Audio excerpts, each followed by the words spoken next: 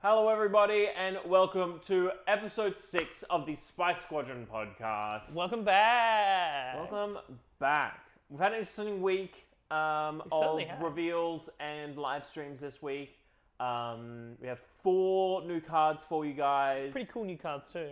And we have a lot of things to say about the booster pack ratios that were announced recently. Some very interesting stuff there. We've been hyping this up a bit, I think, over the last couple of weeks. We've talked about it because it is exciting. It is very exciting, and there's a lot to go through, a lot of things to say. But jump into the spoilers first, so we can get to the real meat and potatoes of it all. Absolutely. First up, first card we're going to be looking at. You saw him flying across the screen last thing. There's going to be another one flying across the screen right now because we missed it and it came out. Oh, look at it, there it goes.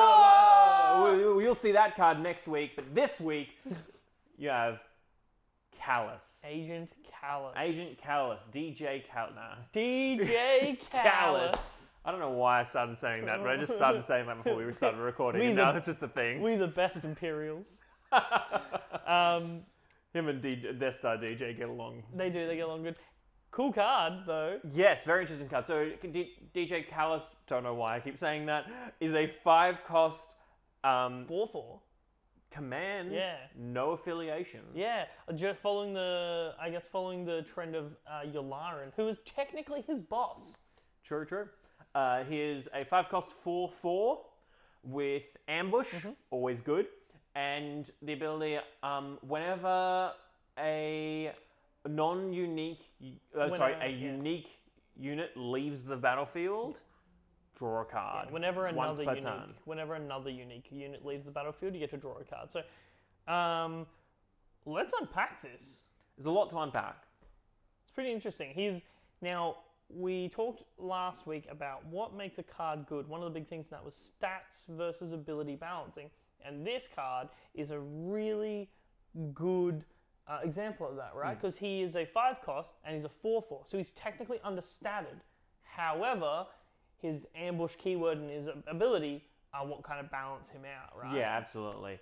To me, it's a bit of a strange card because, and it fits into all those kind of ambush sections that don't include Han Solo, in that essentially most of the time you're playing him is coming in damaged.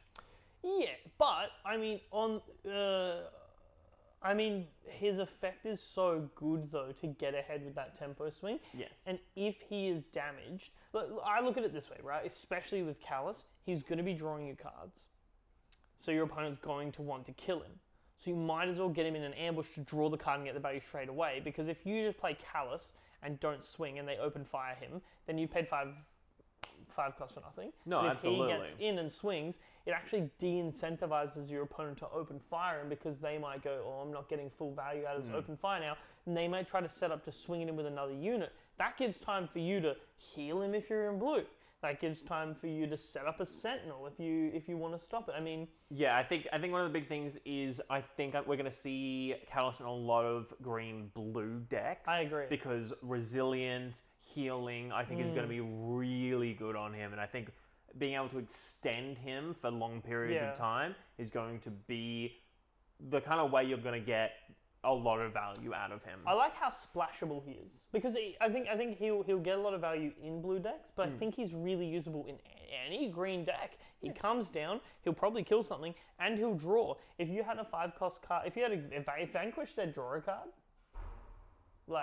which I know it's not the exact same thing, but it's fairly similar in a lot of cases. You may get to draw a card from the second my opponent has a layer. I drop a Callus, I swing at her, I kill her, I draw a card. Well, there you go. You have an R2-D2. I play my Callus, I swing at him, I kill him, I draw a card. That's pretty good value. And I think this kind of comes into that line of Piet killers, R2-D2 killers, exactly. C-3PO killers that don't feel bad, kind of like open fire does. Because they're low-cost, unique units. You're getting that value. You're taking probably 1 damage on Callus, which is fine, honestly. Yeah.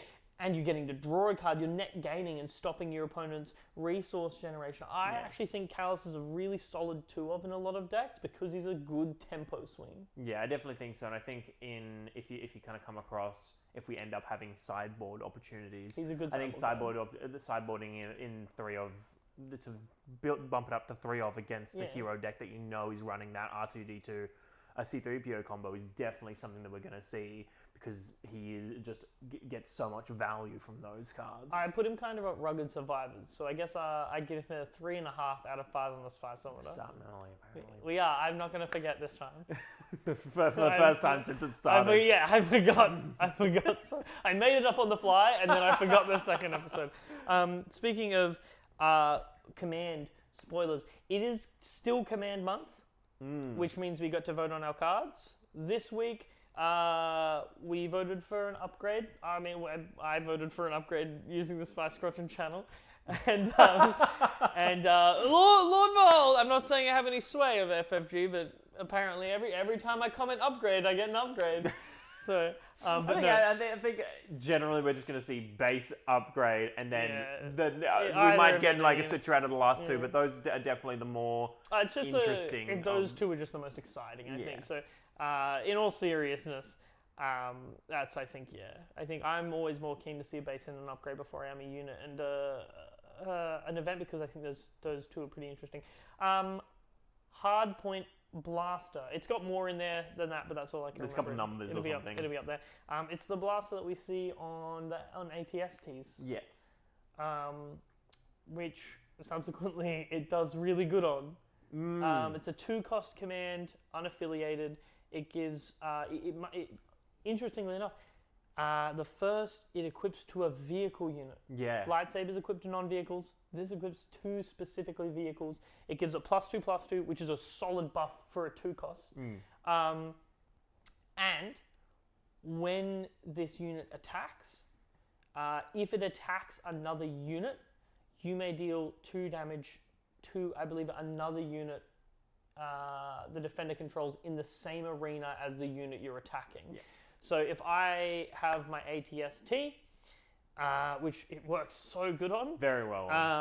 And I swing into your Piet, and then you have let's just say a Viper droid out, I can swing into the Piet, and then because the Viper droid is in the same arena as the card that I'm attacking with my ATST, I can ping the Viper droid for 2. Yeah, absolutely. And then you'll be doing 4 damage to the base as well with the Overwhelm. And that's why it works so well with that ATST. It's kind of the ability to clear board when you already want to swing into units with the ATST, so this is just an extra ping, being like, hey, have Vader's ability. This would be great. Not quite as good, but it's very similar, but not as versatile as Vader's.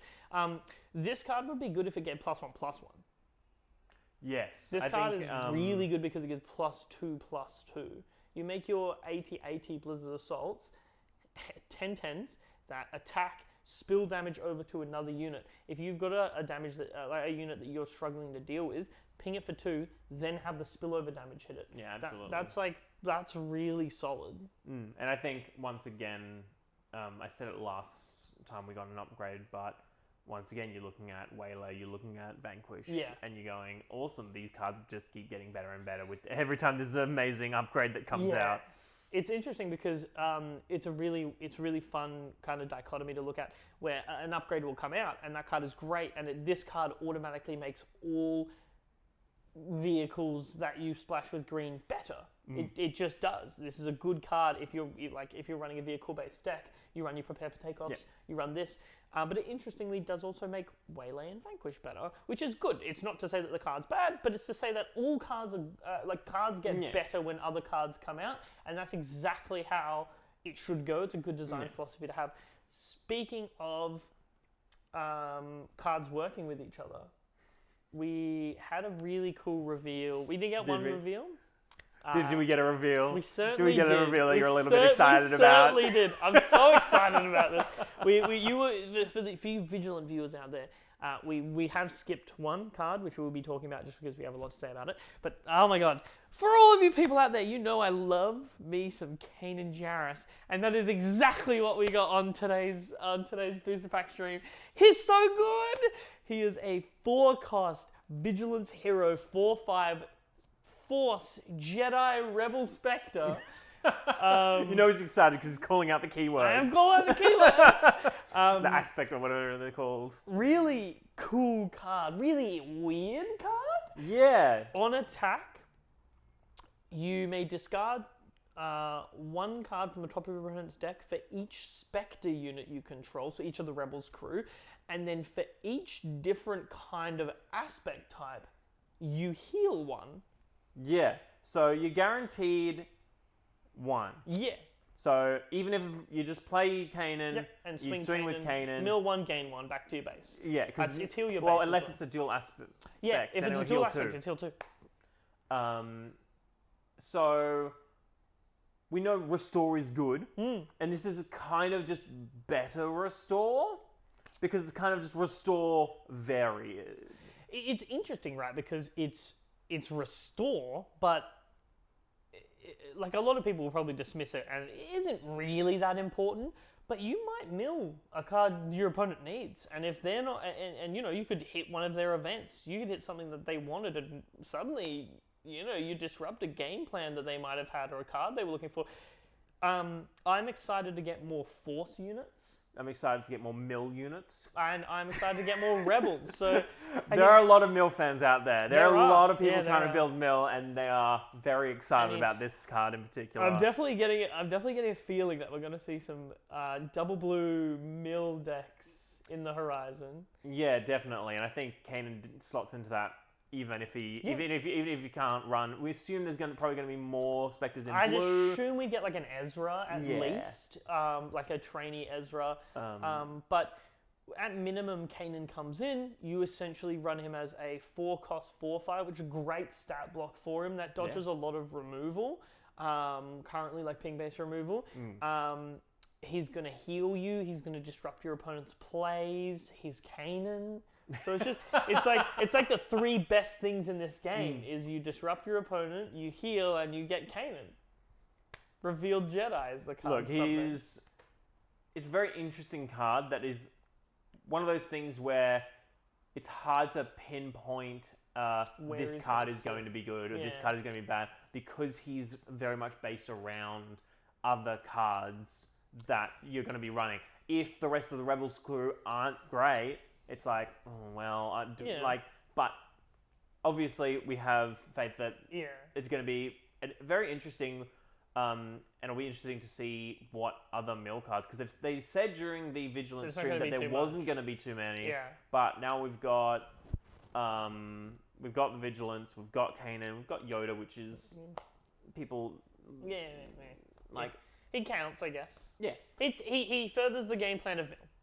Yeah, so I wouldn't classify it a mill card, but it furthers the game plan. So it's only interesting to see if we get like one or two more mill cards. It definitely could be something that we could see showing up pretty regularly. We still have a blue hero leader that hasn't been shown yet, so I mean, unlikely but possible.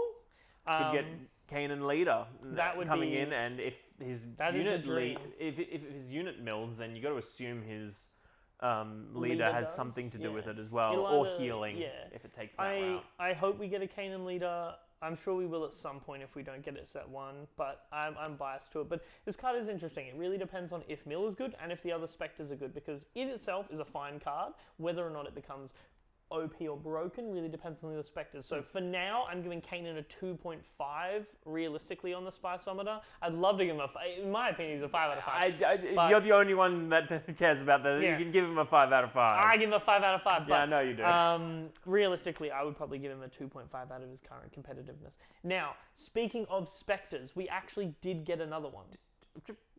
Does the Spiceometer measure how much you like a card or how good a card is? I'm just confused about I don't want to know, actually. Moving on. Sabine Wren! What? Another Spectre. Our first in-set red hero.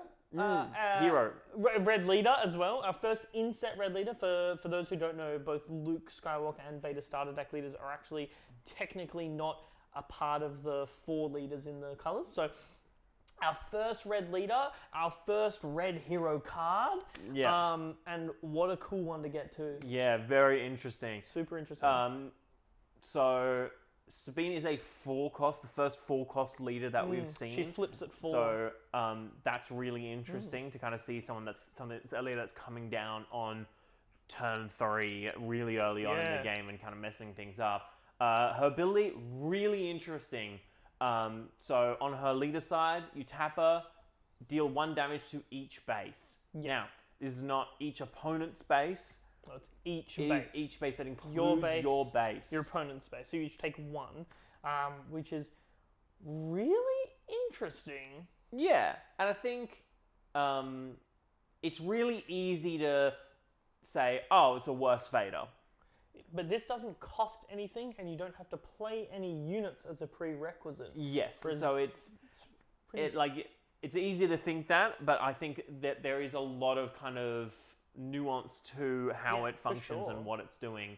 I would love to see in the future cards that are red cards that do things based on If you deal damage to Yeah. you. Like if your base is dealt damage by an ability, draw a card, Yeah. or give a experience to a unit or something along those cool like lines. that, yeah. Would be really cool to kind of have that payoff for tap, deal 1 to your enemy's base, deal 1 to my base, then do this because of this other card. Yeah. And you can really create some really cool, cool kind of aggro synergies. synergies Yeah. there. And I mean, again, like, if we think about it with Sabine, she's really, I think she's foreshadowing aggression. I've seen a lot of people who are like, she breaks the game, she's too aggressive. I disagree with this because I think we need to see the rest of the set before we can make that determination, but she definitely does foreshadow an aggressive play style. Yes. I mean, Vader, yeah, we know that card is aggressive, and he comes in at 7, and his ability makes you play something else and then tap 1. Sabine comes in at 4, and just hits, Yeah. taps and hits for 1 each. Absolutely. By the time Vader is down, you have taken 6 damage from Sabine. Yeah. And Like, just even if she doesn't enter the battlefield, it's tapping every turn and Yeah. dealing 6 damage. It's when she quite a lot. does, she's a 2/5.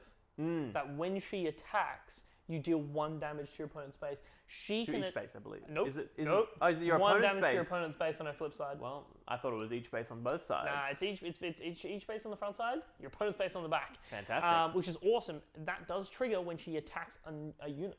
So you can swing into a unit and then still hit the base, which is great. Yeah. If you hit the base effectively, she's 3 damage.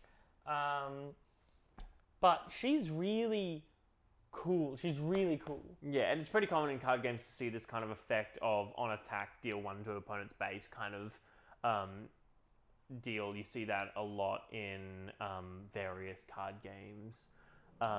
So it is a really common aggro kind of thing, and it's good to see that that's because I found that aggro was having a hard time in our current card pool, and I think that's Reese was trying to build that like kind of layer aggro for a while, and it wasn't really working because everything has to hit the field, wait a turn, and then it can start attacking. And there was no something like haste or anything to kind of get around that. So I think aggro was in a really weird spot because we'd seen kind of villain aggro, which I think is just going to be big bodies. Yeah, villain Like, aggro is just going to be hitting hard. Yeah, but this kind of quick-paced Yeah. burn Yeah. kind of style. It's really interesting. Effect-based damage. Yeah, it would be really interesting as the kind of the heroes thing, whereas like they it. don't necessarily have big bodies that are hitting you, but if you have a card that says whenever you deal damage to your opponent's base with an effect, deal an extra damage, suddenly Sabine's going in for 2, and that kind of stacks, and then you can kind of... Thematically represents her saboteur style of combat, where she'll blow things up, and that'll deal you damage here and there. Kind of similar to incidental damage in how Destiny was back in the day. But she's interesting. I know a lot of people are saying, "Oh, she dies to force choke and things like that." Yeah, that's true. Most things do die to force choke though, but she dodges open fire. She can't be waylaid and she can't be vanquished. Early game, she's pretty solid. Yeah, it's like, oh, there's one card that can remove her. It's like, okay, that's a lot less than a lot I draw if you do that.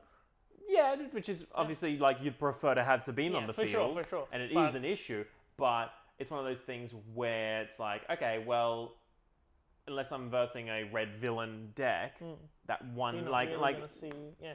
I think one thing as well is I've done a few test games with Sabine, Wing Leader, and even in blue, Luke's lightsaber. So just upgrades with Sabine. So Wing Leadering her is ridiculous because then she's getting in for 5. Yeah. And she comes down on 4. It becomes a 4/7. You can do that the same turn. You can go flip Sabine, wing leader, make her a 4 and hit the base, and she hits for 5. If you Luke's lightsaber her, it's the same thing. She's hitting for 6 at the base. She gets a little bit of a bump in her health. And Luke's lightsaber is not the optimal thing I would choose to put on her. It's just in our current card pool. But it's a good proof of concept that Sabine with some upgrades on her early game, she's going to be huge. Like if I play Sabine and it's at 4 and I go resilient wing leader, that's huge. Yeah. And I think as we're going forward, it's kind of a sign of what's to come. And when we start to see these red upgrades, we can probably start to assume it's going to be these kind of blasters that we're going to be getting in those reds. Give us I feel like there's going to be a lot of +2, +0, +3, +1. A lot of big body. Give us thermal detonator again, so we can do thermal detonator Sabine once more. Bring it back. I would really love to see thermal paint upgrade. That was a cool upgrade back when it came out. Yeah, and so I'd love to see what their new kind of take on it would be. But that is our take on the recently revealed cards. Well, let's find out how you get your grubby little mitts on those cards. Absolutely. Booster pack no spice rating for Sabine. It's not allowed. We've Oh already my passed God. it, so don't worry about it. We're going straight into those pack boosters. I give her a 3. And it's not popping up. Oh, look at that. You can't do this to me. And you missed a chance. Editor! Sabine is a 3 out of 5 currently. So, booster packs. Yep. They have surprised me. I'm really pleased. I'm slightly skeptical. There are things about it that make me a little bit worried, but they're things that, at the end of the day, don't affect a lot of people, and also may just be fine when it comes out, and it's just that I'm a little bit of a worrywart. It's realistically one thing, and we will definitely touch on it because it is a big deal. And it's something that I know a lot of people are going to want. But let's break it down from the top. This was a shorter stream, 19 minutes. We got the Kanan reveal, which is awesome. They did not open a pack like many people thought. I really wanted we love wanted it, but it was never going to happen. Giving me the dopamine. But I guess let's start from the top of where they started from. Bases, tokens, and leaders.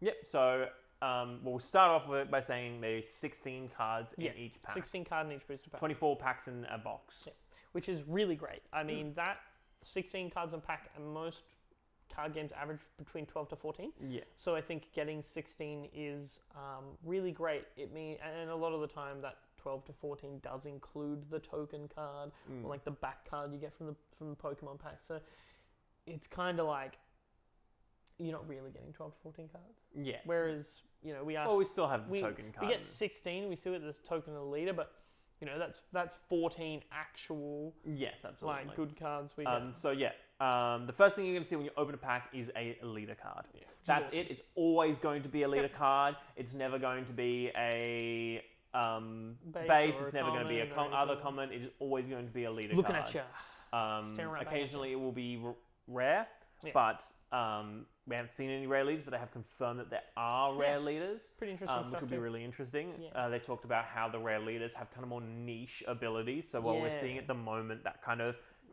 deal 1 damage to each base, or the play sentinels, or put experience counters. They said that those leaders that we've seen, the common ones, are more for the draft play, which these packs as well have been carefully designed to reflect, which is great. Draft is going to be a big portion of this game, which is awesome. I love draft. I think it's a really great cool way to get your friends into it. But these common leaders are going to be, interesting generalized abilities like Leia attack with 2 rebels. We know that there's going to be heaps of rebels and Imperials in this set. So that isn't like a kind of specific, whereas the rare leaders are going to be like constructed play. You're going to want to build your deck around this properly. Exactly. So interesting to see what those are kind of my more style of play, I think. I think in general, I really like those kind of niche abilities. You got to crack the code of the leader, which is really fun.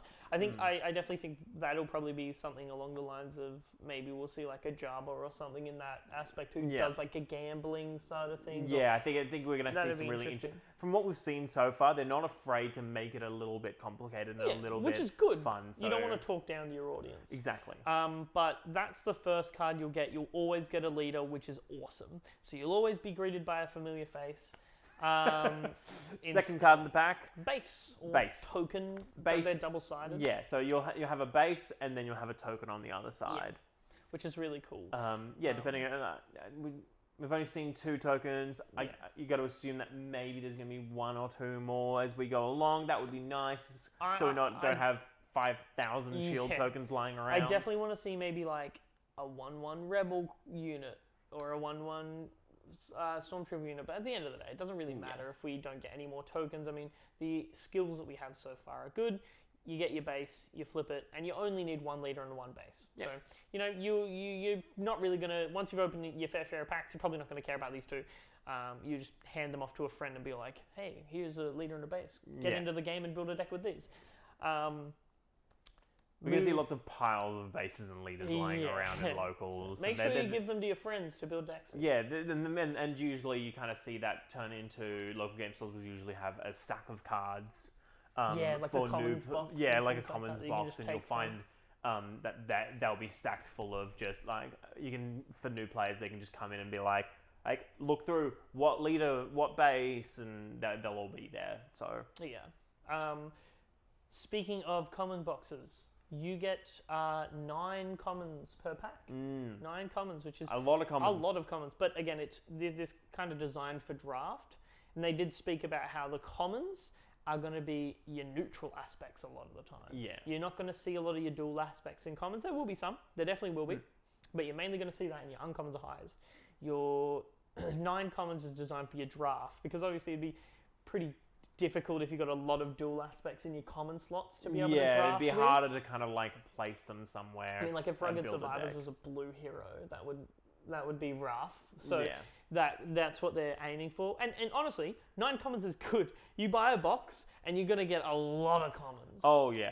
I think it... one of the things that's going to talk about the common box, but there's also the case of with this many, if you're going for the higher rarity cards and you're buying lots of booster packs, putting together play sets of commons to give to new players is going to be really easy. And that's one of the things where having all these commons and just the normal stack is... even apart from draft, a really good thing for the game in general and getting people into the game. Because you want to get those cards out there. Yeah. And let's be real, a lot of the time when people are new to the game, they don't care about the rarity of cards. So if you're handing them, I pulled a bunch of red-green Imperials. Well, here's all of my spare playsets of my red-green Imperial commons. Yeah. Here is your beginner deck. Why don't you go purchase the Darth Vader Luke Skywalker starter and bling it out a bit. For someone like myself and James, who we're gunning for a master set, not only for the channel, but for us being greedy, this is a really good news to hit. Something as well that's really interesting about a lot of cards is there's a lot of alternate art options we can get. Now that we're moving into the uncommon slots, we'll cover the uncommons and then we'll talk about those. So you get 3 uncommons. Yes. Per pack. So, obviously, a third of the commons, but there's a lot less uncommons. This is very kind of standard. I think there's really much to talk about there in the fact that 3's a decent amount that you're going to be getting. You're not going to have too much trouble getting play sets of uncommons. Yeah, 3's good. I know most card games tend to give you 2. So 3, that's a bump up. And then you've got your rare slot. You get 1 rare/legendary. And then your foil. Yeah, so every single booster pack is going to come with a foil card. Now, this foil card can be of any legendary, any rarity. Any legendary. It's any rarity. So your 1 foil could be a legendary. It could be a rare. It could be an uncommon. It could be a common. Could be a base. And this is kind of, a lot of people were kind of expecting maybe 2 rare slots.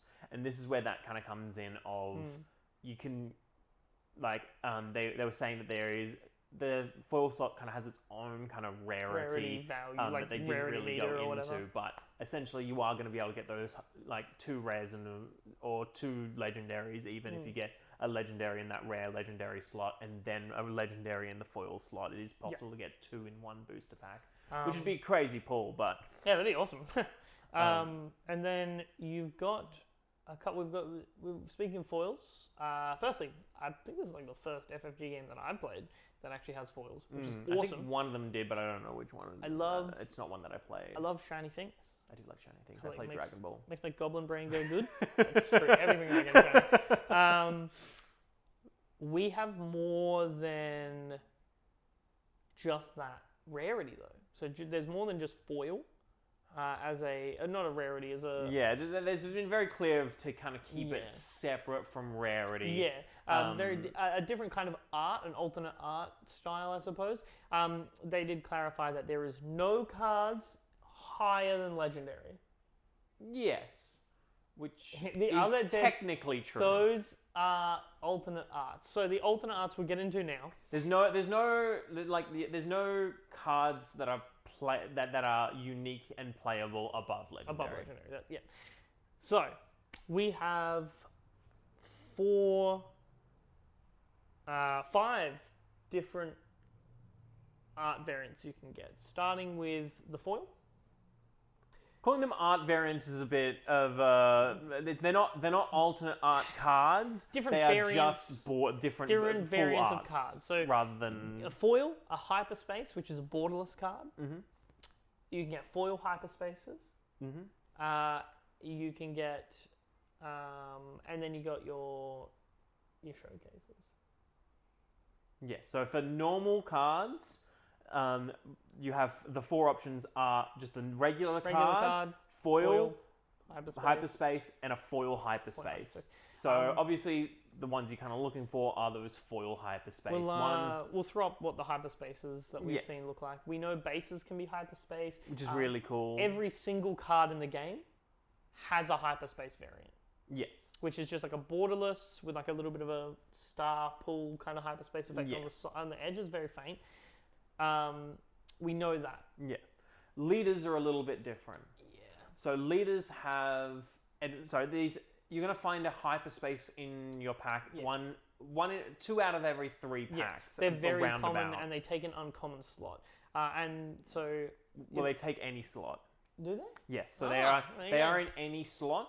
If it takes an uncommon slot, then that uncommon slot has a chance to be a rare or a legendary hyperspace. So it's the hyperspace rare will not show up in the rare and legendary slot. It's possible to get 3 legendaries in a pack because you get a hyperspace legendary, you could get a foil, and you can get a legendary. Very, very lucky person if you get that. Yeah, it's like pulling a god pack in Dragon Ball. It's like one of those things where it's just like you open it and you're like, I won this pack. Yeah. And then you realize you're in draft and you go, oh, but why? Allah, I scoop. Yeah. I'll take this pack. I'll take this back. This is fine. I'll head off. Yeah. You get your full art boba, you get your hyperspace boba, your foil boba, and your regular boba, and you're like, well, it's been a good day. I think I'll leave. Yeah. Thank you. So that's that one, and the foil is obviously always at the back. Any card can get a hyperspace. Now, leaders. A little bit very different. Interesting stuff going on here. So, leader essentially it can be hyperspace, normal, and there is a third, and this is an actual alt art variant. That's like an actual completely different art style. We'll throw up the layer one that they showed off here. It's beautiful. It's gorgeous. That's one thing I can say. This the showcase that they've shown is gorgeous. This is one. Is very, very. This is only one of the like 14 to 16 we're getting. Yeah, so we're going to be getting probably 16 of these because they've said each leader should have a showcase. Now, this is where showcases are foil. Showcases are foil. This is where we can get into a little bit of territory of when we start to ask what the rarity of these are. Yeah. Now, the rarity of these are 1 in 12 boxes. Not packs, boxes. So Yeah, so that's essentially what we assume will be a case, yeah, which is a set of 12 boxes. Yeah, most card games kind of, when you like order card games, you can order a case which are 12 boxes, stuff like that. So that's what we assume. To me, personally, this seems like a little bit high. Yeah. Because when you start to do the maths on it, it gets pretty ridiculous. If you're looking for one in particular, the chances of you pulling it in your box is about 1 in 150. And then if you want to your whole box, if you buy a box, the chances of you pulling the card that you want from that box is 1 in 150, which can get really rough. And it moves into what we were kind of saying when we were talking about way back when we first started talking about this and how the release is. They've been doing like global release and everything, and it's something that I don't know we've talked about on podcast, but is a issue that has plagued card games, especially recently. The main thing being Lorcana is scalpers.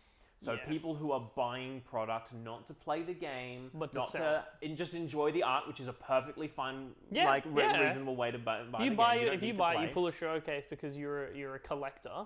There's a difference between a scalper and a collector. If you're buying cards for this game because you're a collector, you want to get it graded, you want to have all the showcases framed, go ham. Yeah. You do that. Scalpers are people who are buying the game to resell it, to sell it and make money. Yeah, and so essentially, they're going to get these, and they're going to be selling them for ridiculous prices as soon as the game releases, and they're going to get it trying as much product as they can, which means. Now, this isn't a fearmonger. This is just a realistic take that there will probably be scalpers, and the chance of a higher rarity card, ones like this, which realistically will sell for quite a lot, will probably bring in some people. But, and this is a big but, you don't fret.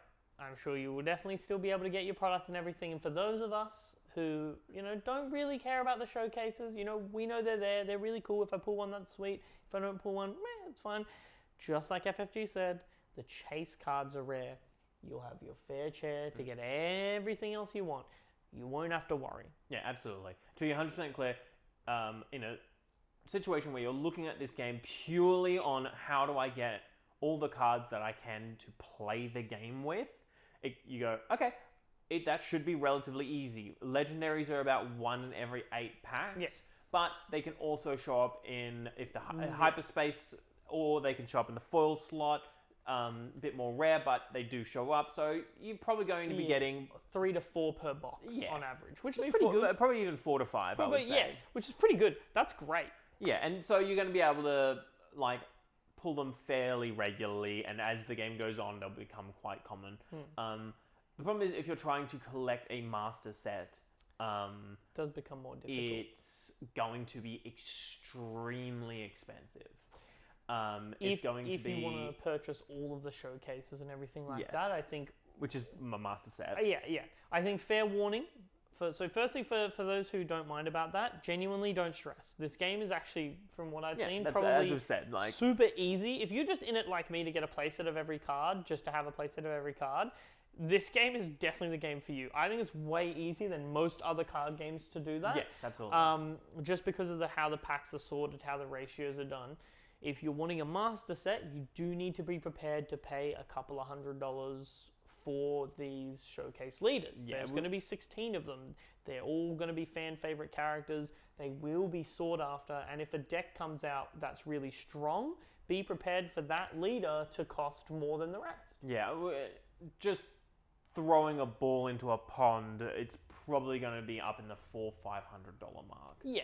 Is from seeing how other card games other card games of similar rarities kind of function. I know Lorcana's alt art high rarity cards go for about $300-400.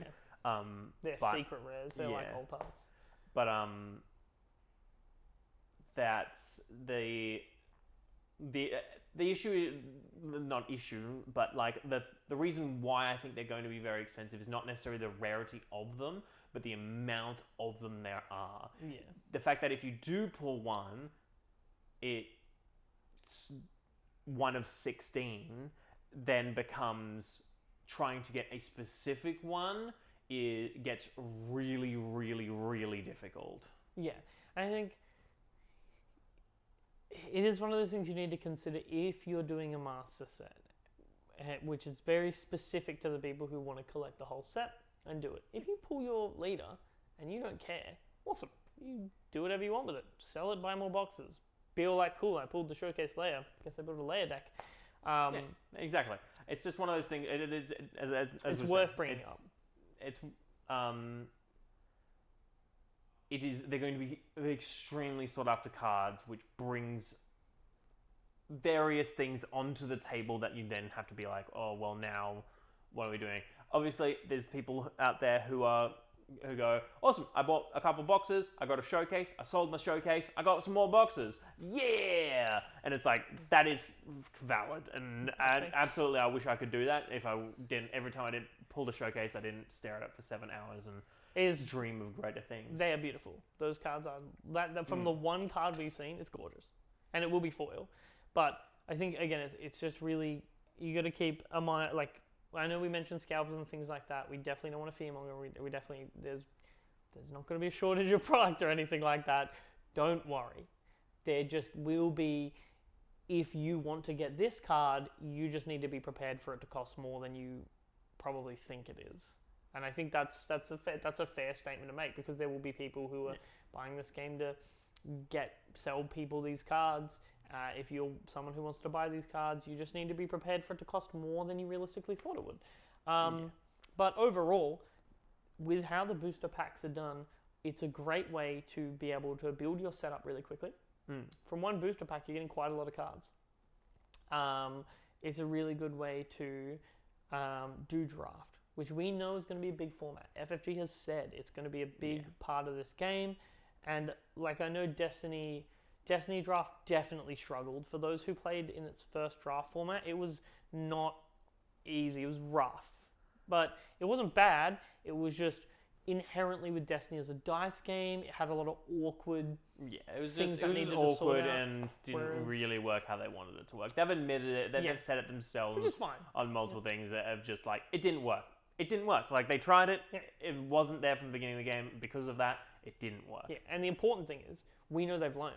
Yeah, absolutely. And they learned a lot. Like, the designers who are making this game, all the team that have worked on previous FFG games, all the people who've come in and new, they all know what they're doing, and they all they're really on top of it.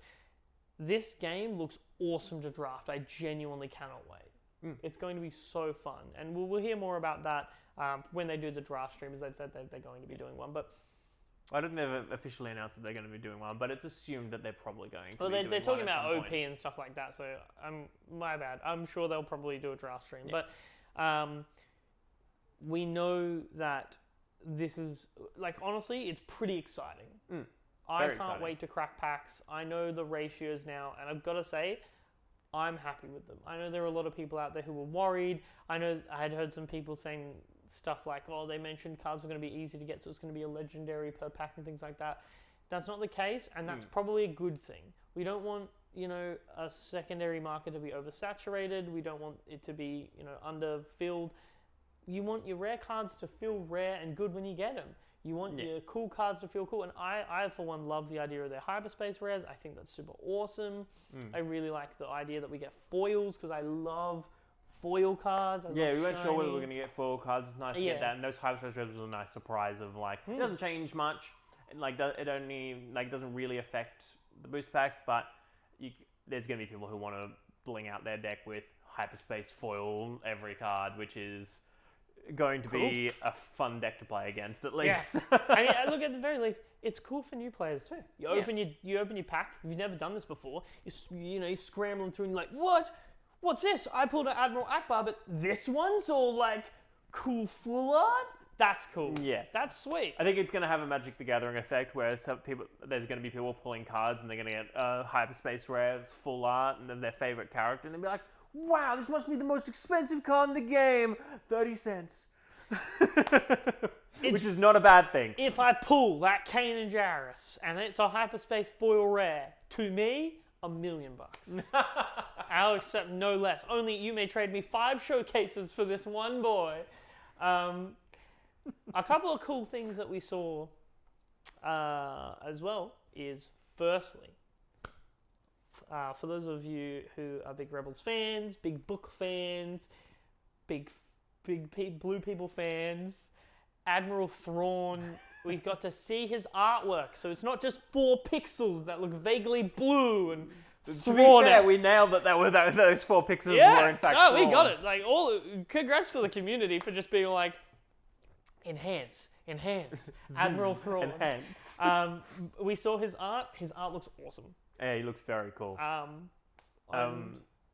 Yeah, we're kind of expecting probably Blue Leader. I feel like he's going to be Vigilance because I feel like Palpatine is going to be the other command leader. Just the main reason. He's blue. The main reason we think It's the main reason we think of Palpatine being a Green Leader is because Emperor's Royal Guard. Yeah. We also saw on the side of the box Jyn Erso. Yeah, that art was really nice as Her well. art looks awesome. I think that's sweet. I wouldn't be surprised if we see her as the other red or maybe a yellow hero leader. Definitely going to get some Rogue One leaders in there. I mean, we see Krennic. It'd be kind of weird if we didn't get at least Jyn or Cassian. I mean, yeah, exactly. I know we've seen the artwork for Cassian and we've seen the artwork for like K2SO and things like that. So, a lot of really cool things to look forward to as we're revealing exciting. more cards here. And then I guess, really to cap it all off, we know that next week, we know what's coming. We're getting the product rollout. Yeah, hopefully there's going to be some really cool kind of boxes to add, like starting boxes. Maybe possibly. I'm personally hoping for a gift box of sorts that's like maybe 6 boosters and some Game-Genic tokens and a Game-Genic deck box or something like that. I think would be really cool. Yeah, I want to see like a gift, like kind of like similar to Pokemon's Elite Trainer boxes. Yeah. But for Star Wars, I would like to see that. I'm pretty sure we're mainly just going to be going through the Game-Genic stuff. We're mainly going to be going through the booster box of the packs at the starter deck individual. We will be getting pricing, which is cool. I know a lot of people are looking forward to that. That's pretty huge. Yeah, absolutely. Especially with a global release like this, I assume they will be telling us what the pricing is for multiple countries. I would hope so. Mostly they just announce it for like whatever they're announcing it for, and you just kind of convert it and it's not going to be too hard. It usually has some. I'm sure we'll see a new spoiler too. I mean, we got Kanan in this stream. And we saw that spoiler we got in 3 hours fly across the screen earlier. Oh, there it goes again. Yeah, whoa, what? It happens every time. We Yeah. record and we're like, surely nothing will come out, and then they'll release a card, and both times now, it has been a really good card too. We got Fet's Fire Spray and Callus. So whoever you are flying around, we'll get to you next week. But yeah, I think we're going to call it a little bit of a shorter episode, as a little bit of a shorter stream. We've talked about the spoilers, and we kind of said all that needs to be said about the booster pack ratios and kind of what's on them. Safe to say that at the end of the day, the internet is the internet, and you're gonna see people complaining about the booster pack ratios. They are good booster pack ratios. They are very good booster pack ratios, and it is only served to hype us up more for the game. I think a lot of people need to keep in mind that some people are coming from the CCG, some people are coming from other TCGs, some people haven't played. I think a lot of us, we get really excited, and that's great. Please don't not get excited. This game deserves your excitement. This game deserves your hype. FFG deserves your hype and excitement. But let's not run away with things. And when we see a ratio that we don't like, let's not complain. Let's look at it for what it is. And these booster packs are more cards on average than other card games. Yeah. They are more easy, accessible foils and extended arts than other card games. You are getting interesting showcase arts, which is really cool for the people who want to collect them. You're going to be getting a lot of commons to share with your friends and for yourself to build your decks. overall, these packs are good. You're never not going to have a leader. You're never not going to have a base. Yes. It is a good general ratio to Yeah. have, and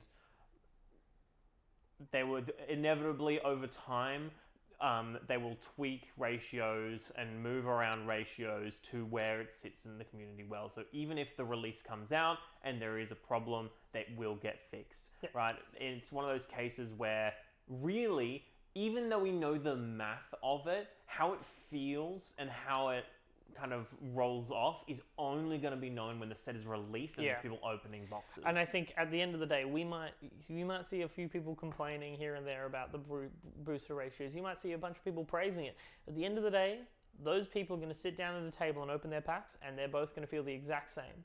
Real good when they crack those packs open. But thank you guys very much for watching. Thank you. It's been fun as always. We'll see you next week.